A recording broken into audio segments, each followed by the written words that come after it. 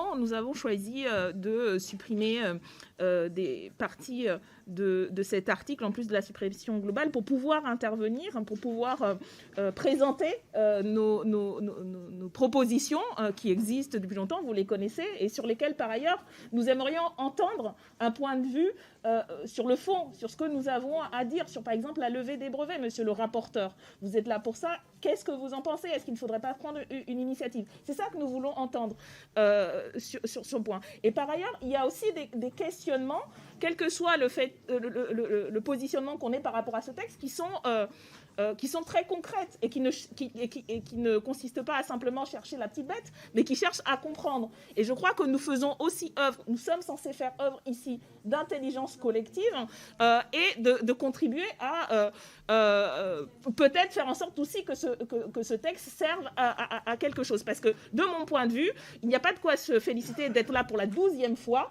parce que ça veut dire aussi que depuis 1 an et demi, les mesures que vous mettez en place ne sont pas efficaces et on est obligé de revenir pour continuer les restrictions. Moi, je voudrais vous réinterpeller parce que je vous ai entendu vous exclamer en disant on ne va pas répondre sur ça, les transports, etc. Une étude de l'Institut Pasteur en novembre dernier indiquait qu'il y avait une surcontamination dans les transports en commun, les trains et notamment les avions et les taxis. Ça, c'est une donnée sur lesquelles vous n'avez aucune réponse particulière. Vous parliez des jauges, on parlait des jauges. C'est un élément, et moi je rejoins les collègues, et tant mieux qu'on ait adopté cet amendement, sur la question de la proportionnalité. Mais ça ne peut pas être les seuls. Quand nous disons par exemple que tous les lieux recevant du public doivent être équipés de purificateurs d'air, ça, c'est une proposition très concrète sur laquelle vous ne répondez pas. Pourquoi ça, ce n'est pas mis en place? Il faudrait aujourd'hui des capteurs de CO2, des purificateurs d'air. Pendant toutes les vacances, entre les allers-retours en train, vous avez vu les témoignages comme nous de gens qui avaient leur propre capteur de CO2 et qui montraient que les conditions n'étaient pas sanitairement protectrices dans les trains. Quelle réponse vous avez à ça? Ce n'est pas une question piège, c'est véritablement un élément qui permettrait, y compris, d'améliorer et de se donner les moyens de répondre à la situation sanitaire. Je vous remercie, Madame Obono. C'est pour ça que nous Je vous remercie. Monsieur le rapporteur. Non, mais ton micro.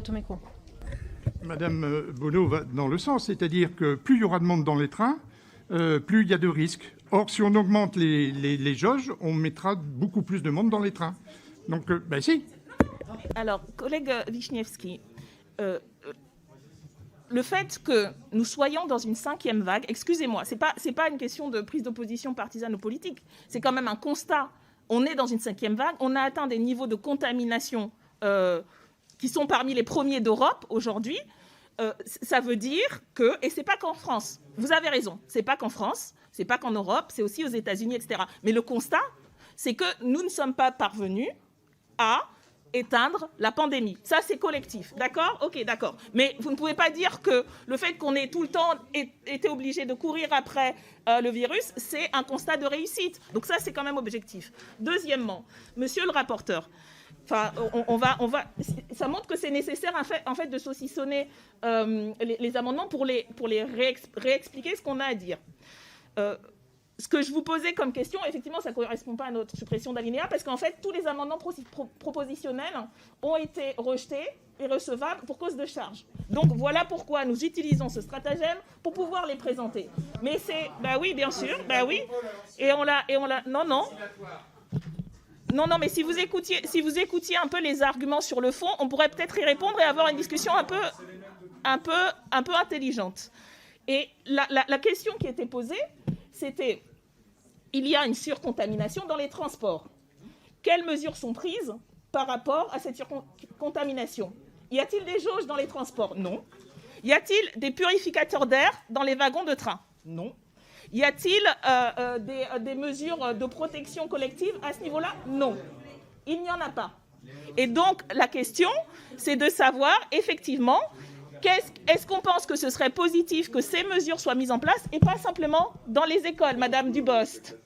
Madame Dubost, il n'y a pas que dans les écoles, dans tous les lieux recevant du public, ces mesures peuvent être prises parce que le virus est aéroporté et donc ça permettrait de cibler un aspect important.